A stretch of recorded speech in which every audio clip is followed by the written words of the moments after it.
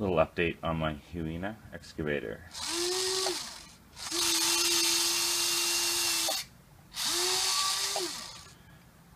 There's a piece in here between the motor, gears, and the shaft, and it's plastic.